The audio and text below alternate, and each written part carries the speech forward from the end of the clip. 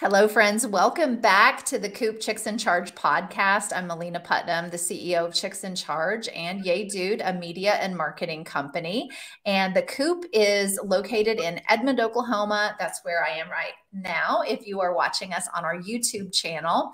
And each week we have been focused on one of our Read and Lead book club books. And I asked the membership of Boss Chicks, what book really resonated with you that you would like to chat about and that we could share with you, the listeners. And so today I have on Danielle Throckmorton, who is a business strategist and a luxury retreat leader.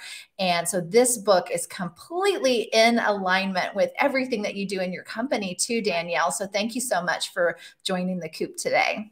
I'm excited to be here. Let's dive in.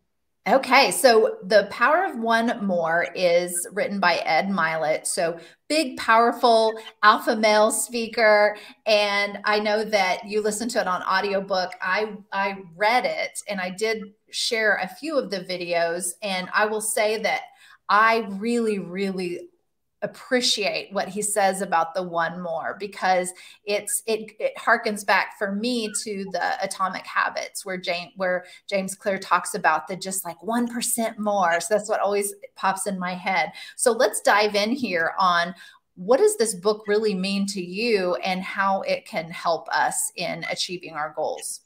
So I loved when I saw that no one had selected this book yet. I actually listened to the Audible. I had pre-ordered the book.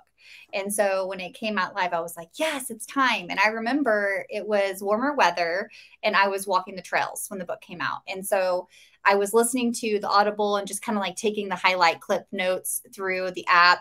And I was actually training to overcome a limiting belief that I wasn't a runner. Okay. And so we can totally unpack that later, but I can literally, something that's so crazy is even to this day, and it's been like, what, I don't know, like 6 months, 8 months. I don't even know exactly when the book came out. But it's been a while and I can hear myself saying just one more, go one more lap. And I remember being that way because I'd be like, okay, I'm here, but I'm not quite where I want to be. My goal was a 5K. That was my goal to start running, was just eventually get there. And I'd be like, okay, now I did it. I'm going to go one more lap. And so it actually applied not in a business way, which is strange because I am a strategist. I actually applied this first in a mental battle with myself to kind of get out of my own way and out of my body. So yeah, not what I expected. Well, and that's what I love about really all these books that we're reading. They help us in our personal lives and professional lives. And so much these days, that is so intertwined anyway, the personal and professional, and especially for those of us who, and I think everyone wants a flexible schedule. They want the freedom to be able to make the choices and live the type of life that they want to live. And so I think that this book really helps with that, because they're saying the premise is that you're closer to living your best life than you may think. And by breaking it down, like what you're saying, the one more lap, yes, that makes it sound doable. Instead of a big goal that we feel like we're not going to be able to get to if we break it down like this. I know on the physical fitness part of this is that I had the same thing with working out and thinking, okay, Malena, you can just, every day do one more push-up or do, one more little workout on the Fitness Plus app. And so I've been challenging myself to do that. So if I'm doing a 10-minute HIIT exercise, then I think, well, could I do one more thing? Like maybe I could do a 5-minute core. And by doing that, how much closer we are to getting the body, the job, the client that we want by just doing that little bit extra. So let's break down kind of what he talks about in here. Some of what he says is very scientific. Some of it's almost a little bit like magic and woo-woo. So I love that about him, actually. But in the first 8 chapters, he really is talking about, he starts with identity, right? One more identity. He even talks about you deciding how you're going to live in your matrix and what that looks like for you. So he's asking us to really evaluate our lives. Where are you right now? And then where do you want to go to? The one more try is what we were talking about. And then he dives into the principles of time management, how we handle our emotions, so big. one of my favorite chapters was in chapter 6 when he talks about one more association. Are you joining groups of people that are going to help lift you up to live your best self and your best life? And of course, that's what I believe we have with Chicks in Charge. And then one more dream, and then one more question to ask ourselves. So in that first half of the book, what are some of the things that resonated with you, or any stories you can think of from your clients that have to do with these topics? So the trilogy that he called it, of like your identity, so kind of the whole part of the first book, resonated with me because one of them I like truly have incorporated in my life, but then I'm always kind of aware of. But the number one was faith. So I wrote that down, and it says, in your capacity to do great things. Like, you have to have faith in yourself. And that's where that identity work really starts, is like, it's not so much how others perceive you. If you really want to grow and expand and live in that matrix version of like your life, you have to have that faith first here.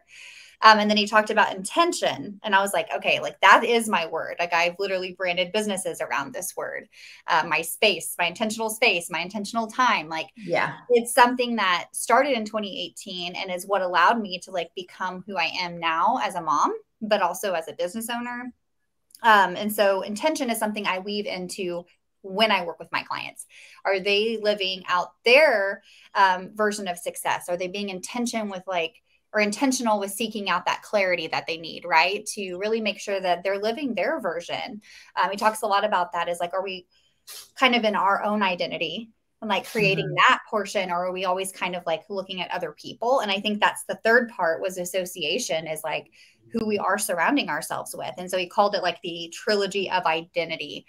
And I was just thinking that my mind works like the pillars. Like, I could definitely be like, okay, I may not always feel excited, and not like, I may have the fear there, but do I have faith that I can actually take that one next step? And then the intention behind it is that action. And then looking about who I'm supporting myself with and surrounding myself with is kind of the same thing. Like, who's lifting you up, cheering you on, motivating you, inspiring you. So, well, yeah, that's so true. And I think if we're not feeling that ourselves, that we feel like, oh, I can do that thing. If you do have that leg of it, are those people that say, yes, you can. And not only that, here's how I'm going to help you to do that. Here's the tool, here's the resource. And then once you start doing it, then you start believing you can do it. So that's one of the things I loved about Everything is Figure Outable that we reviewed in an earlier episode, that it was like, start before you're ready. And so if you just know that, say, I'm going to do it, even if I don't feel ready. And even if there's just a tiny bit of yourself that has that belief, because once you start doing it, then you're like, oh, I guess I'm doing it, so I must be that. Just like what you were saying with being a runner, I'm doing it, so that makes it so. Instead of, it's not just an idea that's in our head. Once we turn it into an action, then we're like, well, I guess I am that. And then that can become a part of our identity. I loved that too, because when we talk about some of the narratives and our self-talk that can be very negative about what we can do or not do, I've always said that, oh, I guess I'm just disorganized, or I guess I'm just not really a a manager of people, so I started questioning all those things to say, what is it about that? Why are you saying that? Why can't you be more organized? And so then getting the process to do it, now I know that I can do it.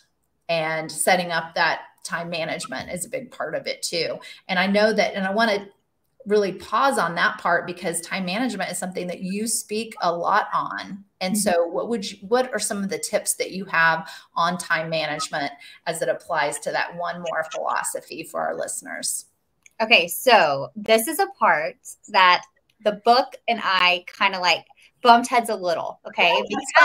That's fine. Because when I just personally hear the word time management, I do see like men like Ed in a suit sitting around a table, right? And as a mom and a woman that wears many hats like you do, and we're multi-passionate entrepreneurs, and we have these big visions, right? But we also have time, right? Like, there's always so much time in a day. And so I always say it's like you're mastering it based on how you want to perceive your life and how you want to live your life with the intention. So I always say, like, I kind of use a similar framework that he did. I like the threes, you know, like in my mind, for some reason, it always works to say, like, I always want to have the clarity of how I want to spend my time and what's important. And that changes and it ebbs and it flows with the season that I'm in. Yeah. And then I have to commit. Right. And so that looks like regularly, daily showing up and assessing at the end of the day, like how I spent my time. So I call it like my 15 minutes of intentional focus. And then you have the consistency of, like, once it starts working and you're putting in these routines, it takes that consistency. And that's that action he talks about, because I always tell my clients, I can intend all day long, but if the action don't meet it, it's mute. And so I use that on stage all the time. I try to get them to say, like, you can learn, but if we're not doing. And in the book, he said, I wrote it down because it was like a really like standout quote. He said, and I don't think he was the one that said it. He references someone, but he said, I can show you the door, but you have to walk through it. And I was like, yeah, like, it was just so like, true. like, okay. So true. Yeah. Well, and it's almost like, you know, whether we're consulting someone or we're consulting with someone for our benefit, we can get all the ideas and tips and we can do all the research. And sometimes we do have a stack of research, but if we don't turn that into actionable items and work on them, and like you said, be able to master your time, because if we set a goal, but then we don't do anything about it, and even giving ourselves a deadline, that doesn't mean anything if we don't set up those smaller deadlines to get those little things done and understand how much energy and time and resources are going to have to go for each of those steps. And so what has helped me with some of these things is creating in my daily list, having what I call a focus bubble. Like, is it something that I'm just going to touch for 5 or 10 minutes? Is it something that a burst is the higher energy? And so I'm going to set my timer, because we can do almost anything for 20 minutes. I mean, that is I can fit 20 minutes in a day, which is normally what my fitness app workouts. I'll pretty much always pick like a 20-minute one. I can get on my bike for 20 minutes and do that. And then it feels so good after that I've been able to do that. Or is it something that's going to take more time, like a focus block, where I'm going to deep dive in it and set aside that time, just like what I did today for the podcast. I have a whole block where I was doing 2 of these today, because if it's important to us, then we're going to set the time and make it happen. For people that say they say it's important to them, but then we say, well, where is it on your calendar? Yes. If it's not on there, it's not truly important to you. So what do you tell clients, Danielle, whenever they come to you and they say, well, here's a goal that I have? What's that first step on helping them to really come into alignment for that goal? So, like I said, it's something that ebbs and flows. Like, what we value, I think, is where I always start first. It just works for me to assess that. And in this season, I might value, like, acceleration is my word for the year, right? Like, you have a very kind of similar word. We're both in that journey phase where we're just kind of like, let's go. And so, but like, so my action that needs to be on my calendar is, what is one more step or action I can take this week that's going to accelerate me closer to my vision?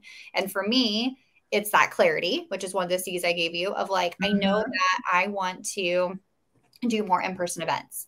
Okay, well, what does that even look like? We can't just go from 0 to 100. And so it's that, you know, I tell my clients, like, momentum is momentum. So even if it's 1 hour you spent, it's 1 hour closer than you were yesterday. And he is very like, he sets his days into 3, right? I think he does like 3 phases. And I was like, whoa, that's a lot, right? I think you have to really figure out how to master the time on the way that best resonates with you and where you're at. But I think, like, you have to have that one more challenge, that one more bold action to move forward. So when I work with my clients, I actually have an ideal week template that they work on that allows them to see, like, if I say I value time with my family, is it on there? Am I protecting that? Because so many times we are type A, we're driven, we're high level, or boom, boom, boom. And it's so easy to be like, I have to meet with that client. I have to, show up on that stage. I have to lead this lunch and learn, or I have to do these things. But then at the end of the day, they're just getting what's left. So if I value family, I need to make sure that they have time there that's protected. So I'll ask my clients like, okay, well, you told me you really want to write that book. Okay.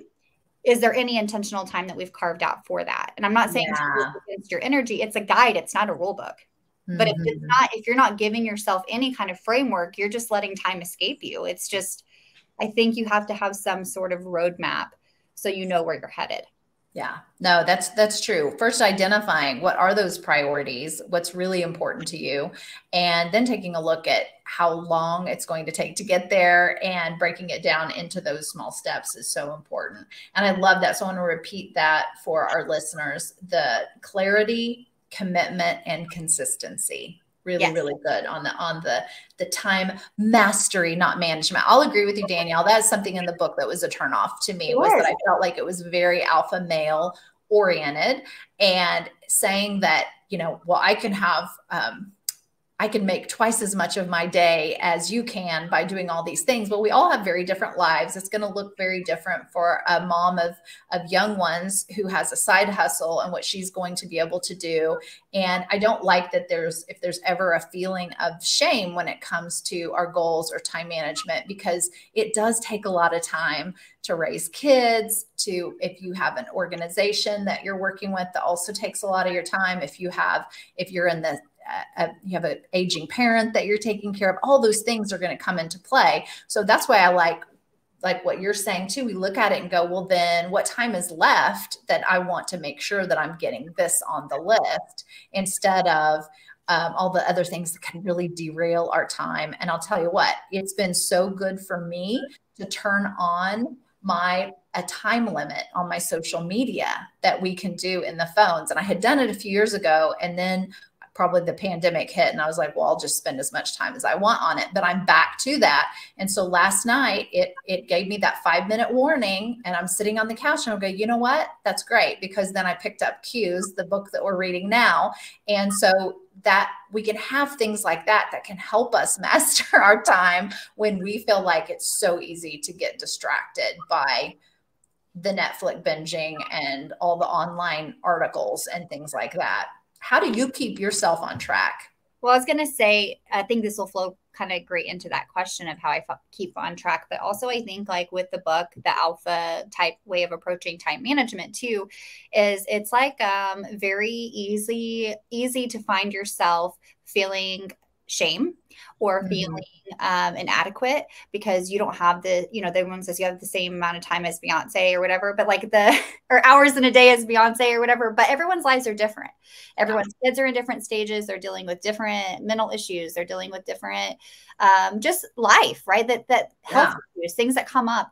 And what happens is if you're creating your schedule based on Danielle's or Malena's, you are not creating a schedule that is really going to allow you to be successful on your terms. And that's what I try to teach is it's like, I don't just give a template. Okay.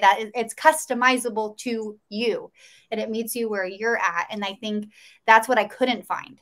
And that's what frustrated me because I was the woman that was a mom, a bonus mom working full-time and a side hustle for a really long time. I didn't get to work and be done by 3 p.m. So when I tell people I don't work past 3, they're like, good for you. Right. And that can cause issues because we're in different seasons and that comparison can kind of come in. So to keep myself accountable, if you want to add anything to that, you can, but I just wanted to stress that you are the master of your time. That's what the point of it is you get to say when, where, how, and working towards that as an ideal schedule. It's not always a snap of the finger. It's just moving yourself closer to what you really want your life and business to look like. Keeping myself accountable to that is those 15 minutes of intentional focus, but also I do what's called a Sunday success session. So you might have seen my little reels where I do like sticky notes and what I really do is I do like a task. I have it like in 3 5-minute timers, and it's like extract, separate, and delegate. And then I implement it onto my schedule. And so that's how I look at like getting time back too, is I have had to learn to delegate, and not everyone is in that stage of their business and can do that. But you can also delegate like your husband picking up the kids, one day, Mm-hmm. or asking for your mom to pick them up after school one day so you have time to read your book club book. Or like sometimes that it looks like just having an overview and planning ahead for success rather than letting these things come at you as they will, because the next thing you know, you've said yes to everything and you're like, why does my schedule look like that? Right. Well, and going through and to the episode that we just finished, the good girl myth, is us as women buying into or feeling like that we have to be superhuman, super mom, do all the things like, yes, you can have everything that you want. Well, you can't. If you're trying to do it all, something's got to give. And so sometimes we may feel less than if we did ask someone else to pick up the kids, or if we're thinking, well, a good mom wouldn't do this, or a good business owner would be available whenever her employees need. Instead, I feel like hopefully as a culture, we're moving toward setting boundaries and being okay with that, and knowing what works for you is huge on that, and being able to honor our energy and kind of our natural rhythm and flows of how we work best. I know that for myself, I set Mondays and Fridays, I typically do not take client appointments because I know that I need those days. I do it like what you said about the Sunday strategy session. I do set some time there on Sunday afternoons. I love it because the rest of the world is really pretty quiet on Sunday. They're not emailing you. They will leave you alone, you know? So you're like, wow, I have some time to be able to just sit here and really, be intentional, look at my week, look at what I really need to get done. And then what do I want to get done? And like you said, then putting it in my planner and looking at how much time I think and energy that'll take for me. Because yeah, at the end of the day, the energy is gone. So I'm not going to do something big at the end of the day. I'm going to do that first thing in the morning and get that done. And then when I want to meet with clients, and then yeah, if I have Tuesday, Wednesday, Thursday that I know I'm going to meet with clients, then maybe those are the days that I can dress up and put some makeup on or whatever. And then the other days I can just come as I am and be able to really, rock my schedule, what feels good for me. So I think for our listeners, like, think about what's going to work best for you and try out some of those boundaries and see how that feels, because you may feel nervous at first, like, oh my gosh, how can I not, be available to take calls after, 4 o'clock or whatever it is, but try it. And then I think you'll find you'll get more comfortable with it and be able to stick to it and not just give in because the other person doesn't like that you're not available 24/7. Well, and I think, I do the ideal schedule. I kind of have theme days like you. I have me Mondays, or sprint days is what it says on my calendar. And it's where I'm actually working on my business, because as a strategist, or like, being in marketing and doing the things that we do, like, you have to be working inside of other people's businesses. And if we don't take time to show up for our businesses, we don't have clients. And so you got to make time for that. But the boundaries thing too, Malena, that I had to learn is how it's not always a mutual win. So you want to do this organically. But if I take a client for a strategy session at 4 p.m., she is not winning because I am not firing. Yeah. After 3 o'clock, Danielle's energy level is not there. So I always say, like, I understand that 3 o'clock is the best option for you. However, my high energy times are between 9 and 2. So if I were to take you at 3 o'clock, like, you would not be getting the best of me. So I'm willing to schedule that out at a later time. I really want to make sure that this is the best next step for you. And like, most of the time when I approach it that way, rather than saying like, I don't see clients after 3 p.m., even though that should just be what people take, it's more, we talked about communication at Chicks in Charge this week. That communication is received like, wow, she doesn't want to give half capacity to me. Yes. And that's so much more approachable. So I think that's a chapter we both agree was not our favorite. Right. Well, and in thinking about, as we go into this next section of the book on how we want to show up as leaders, and that starts with self-leadership and how we're going to guide our own lives. I always tell everyone, you're the CEO of your own life. So even though we do have outside sources that do control some of the things, like I mean, girl, today I've got to finish my taxes. Like I've got to get it to my CPA so that I can meet the deadline on that. But that is something that I will push to the bottom of my priority list. But that's one of those things that everybody's got to get done. And so, yes, there are those things that we have to do, but then making that time then to be able to do the things we know we have to do, but also these things that we want to. So one of the things that I liked then in this next section was one more higher standard. And so just like what you're saying about dealing with clients, one of the things that I found is people feeling like, and especially I think a lot of women, not wanting to say no to opportunities and not wanting to say no to people in general, because maybe we've got a little bit of that people pleasing that comes along with that good girl myth too. But it's like, having that higher standard of who you want to work with, the type of work that you want, the type of life that you want, the type of people that you want to be around. And so that includes sometimes having to drop a client, drop a friend, drop a commitment. I recently did that this year. There were a couple organizations that I love that I was like, you know what, gosh, I hate to do it, but I'm going to have to drop that because I've got to reprioritize and set my standard for my time in a different place. And that's hard for us to do, I think, as women. But so in this next section, I want to ask you what really resonated with you. I'm going to go over some of these topics and see what comes to mind for you. So I mentioned, so one more goal was one of them. And he starts with chapter 9, one more high standard, impossibility thinkers and possibility achievers, one more habit, which we talk about habits a lot. That's one of our favorite things to talk about, I think. One more multiplier, inconvenience, defining leadership. And he does have a kind of a cool section on leadership principles. We probably won't have time to get into all those, but equanimity, which I think of as stoicism, but then he talks about prayer and then one last one more. So in that second half of the book, what are some of those themes that really resonated with you? Okay, well, I don't mean to take the last one, but that one resonated with me personally, the one last one more. That was a really hard chapter for me, actually. I share, I'm getting better at sharing, but also like have lost my sister. She was 17 and passed away in a car accident. And it was like very sudden. Yeah. And so like he talked a lot about that with his dad. And he brought approach to this for me personally, how it circled back to his dad and how his dad saw success. Like he was talking about trying to take his dad on this elaborate golfing trip. Was it golf? Yeah. I'm pretty sure it was golf. And his dad was like, wait, no, like, I'm okay. I just want this round of golf with my son here. Like, I don't need to go anywhere fancy.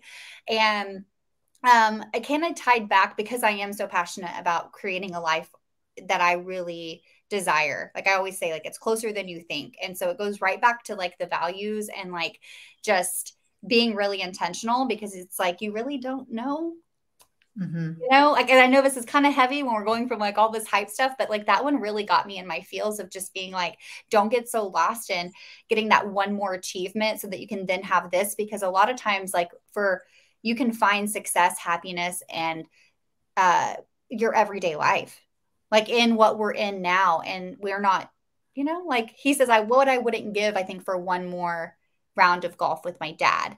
Yeah. And I don't know about you if that stuck with you, because like habits, yeah, I'm a habits girl. I love that. I'm a routine fanatic.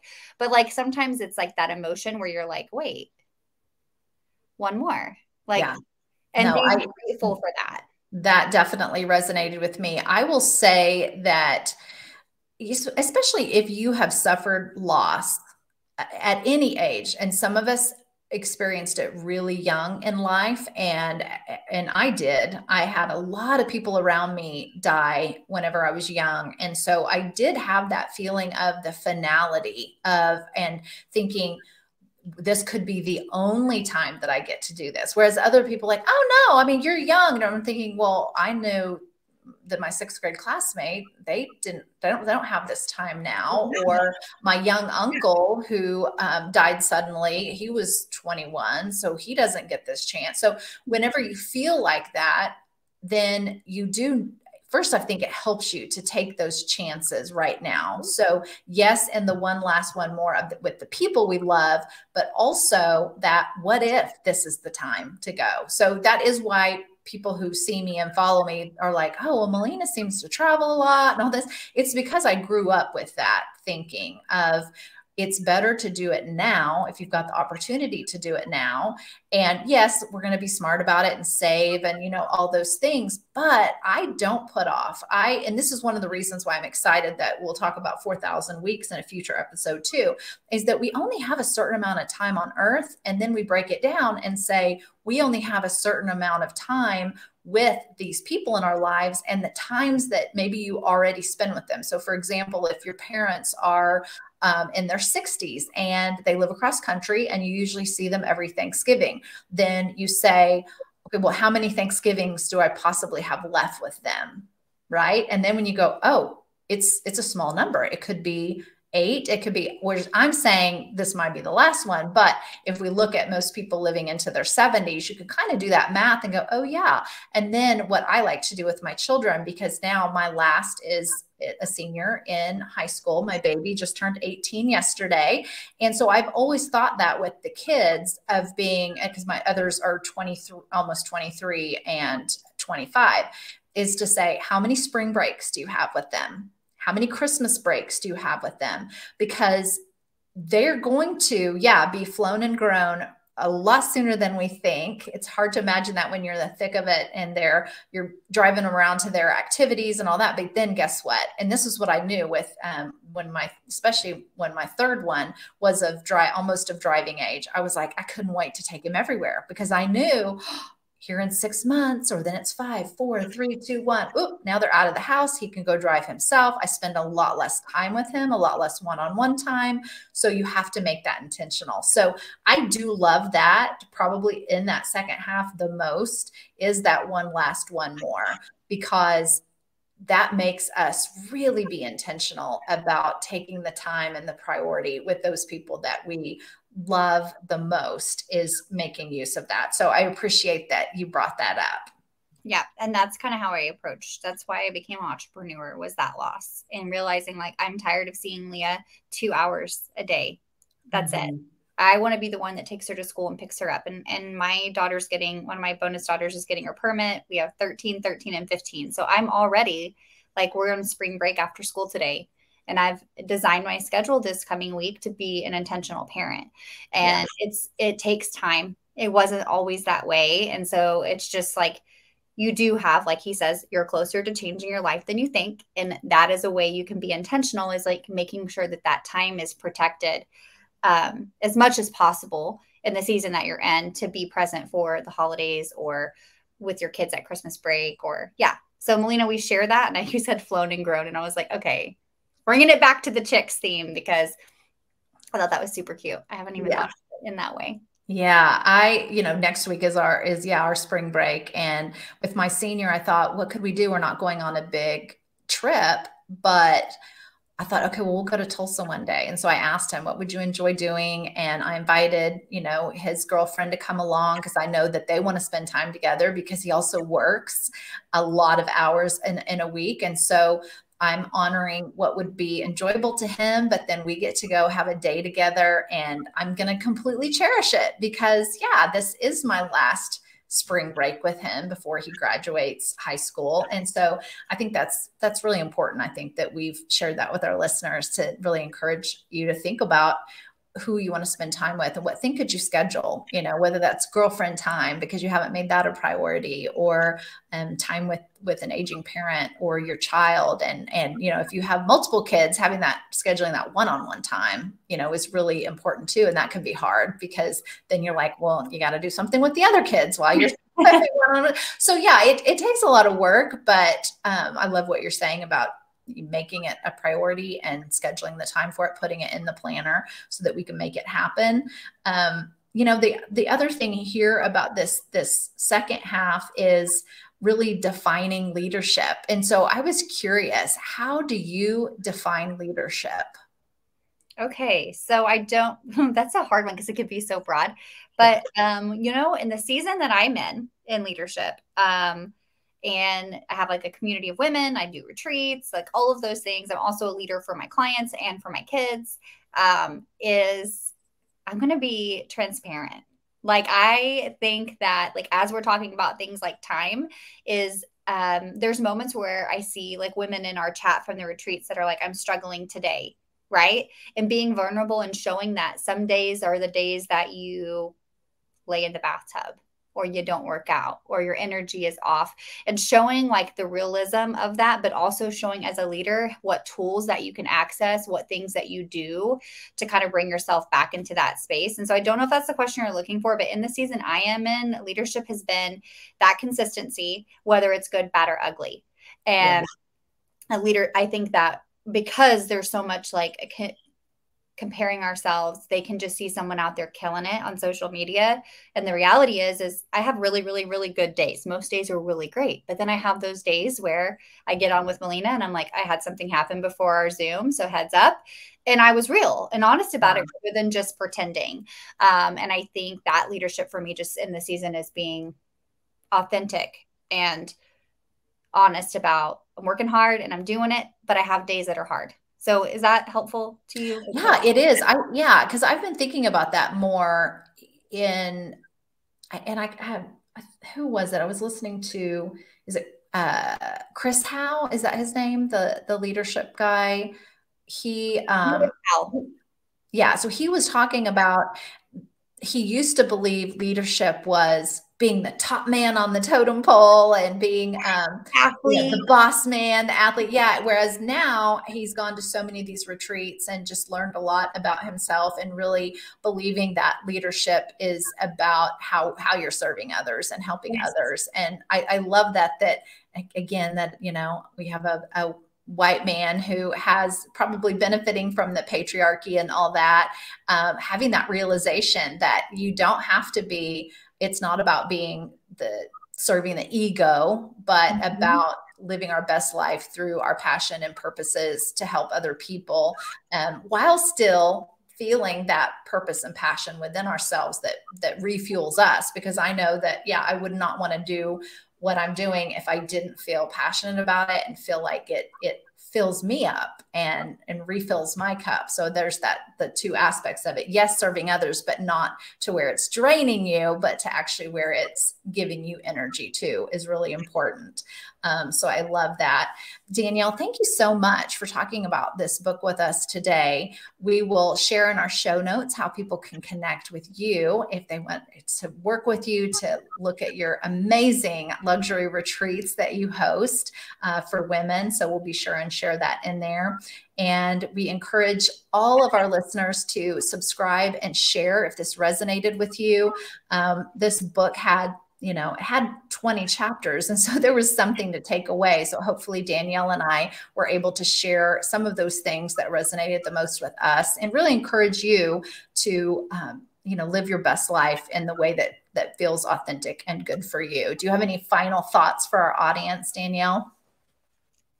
I mean, I think the biggest takeaway, regardless, right, if you don't read the book, is really just kind of having that, like I do in the back of my head, is like, what is the one more? And sometimes it's one more day of rest. Okay. It's not always that like achievement, because that's so easy to get lost in. So I just want you to be thinking like, what's one more kind word that I can say, or one more way I can show up for myself or show up for others. I just think that was the biggest takeaway for me, is I can literally hear him. It's my voice, but I can like hear myself saying just one more. And I can think that over time, that compound and that consistency is going to show you just like so much greatness in your life. So thank you for having me, Malena. I'm seriously so honored.